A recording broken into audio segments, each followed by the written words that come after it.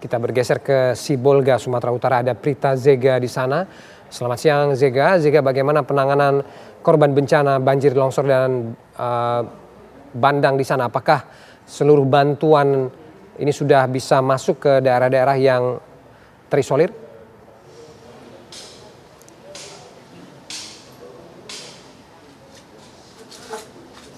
Ya, untuk Sibolga sendiri, Ferdi, untuk Sibolga untuk bantuannya sendiri sudah mulai masuk dan memang untuk bantuan-bantuan ini sudah tercukupi untuk di Sibolga seperti kami ngabarkan juga dari Sibolga Utara, dan saat ini kami mengabarkan langsung dari salah satu titik longsor yang berada di belakang Masjid Budi Sehati di Kelurahan Pancoran Gerobak, Kecamatan Sibolga Kota, bahwa saat ini sedang dilakukan pencarian terhadap satu korban yang masih terjebak di dalam lumpur akibat longsor yang terjadi pada 25 November kemarin atas nama Sofia Anggraini, usia 12 tahun.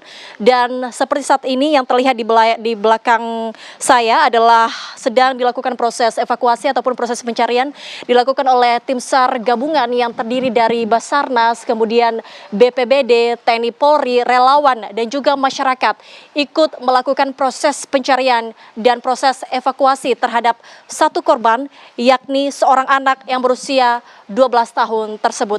Tadi proses pencarian ini sudah dimulai sekitar pukul 10 waktu Indonesia Barat dan sampai saat ini masih terus dilakukan proses pencarian tersebut, di mana seperti yang Anda lihat bahwa tim SAR gabungan ini terdiri sekitar 100 orang setiap harinya yang sudah dimulai sejak tanggal 27 November 2025 dan hingga hari ini sudah memasuki hari ke-21 yang mana nantinya pencarian akan terus dilakukan hingga tanggal 23 Desember 2025. Adapun titik longsor yang terlihat di layar kaca Anda saat ini adalah titik longsor yang berada di Kelurahan Pancoran Gerobak dan menghancurkan sekitar 4 rumah yang terdiri dari 7 kakak, di mana dalam bencana yang terjadi ada 3 korban dalam insiden ini, yakni satu korban seorang ibu ini ditemukan dalam keadaan meninggal dunia pada tanggal 6 Desember 2025.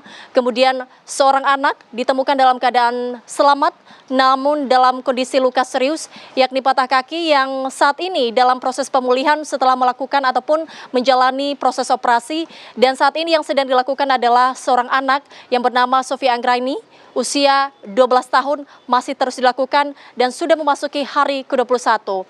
Beberapa kendala yang dialami oleh para tim SAR gabungan adalah karena titik longsor ini dengan melewati gang sempit ataupun jalan kecil sehingga tidak bisa masuk alat berat yang seharusnya bisa mempermudah proses pencarian, sehingga sebagai gantinya para tim SAR gabungan ini menggunakan alat-alat manual seperti sekop, kemudian cangkul, kemudian juga tali, gergaji mesin, dan juga nozzle dari tim damkar untuk mempermudah proses pencarian. Dan selain itu juga pemirsa, medan yang berat karena titik longsor ini memiliki tanah yang tidak stabil dan juga lembab dan juga lembek, ditambahkan juga dengan material longsor yang masih bercampur dengan material bangunan-bangunan yang hancur, kemudian juga bebatuan dan juga batang-batang pohon yang sangat besar. Itulah yang menjadi beberapa kendala para tim SAR gabungan, sehingga kenapa kemudian sampai hari ini masih belum ditemukan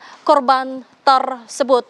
Selain itu juga pemirsa, karena kondisi cuaca yang berubah-berubah khususnya di Sibolga, ini juga menjadi kendala para tim SAR gabungan karena ketika terjadi hujan yang cukup deras dengan intensitas yang tinggi, maka tim SAR gabungan pun memberhentikan proses pencarian dan akan dilakukan esok hari. Namun kalau melihat kondisi saat ini bahwa kondisi masih cerah begitu meskipun agak sedikit hujan, namun kalau tidak hujan maka para tim SAR gabungan ini masih akan terus melakukan proses pencarian. Kita harapkan pastinya semoga korban Sofia Anggraini usia 12 tahun bisa ditemukan hari ini oleh tim SAR gabungan. Demikian, kembali ke Anda, Ferdi.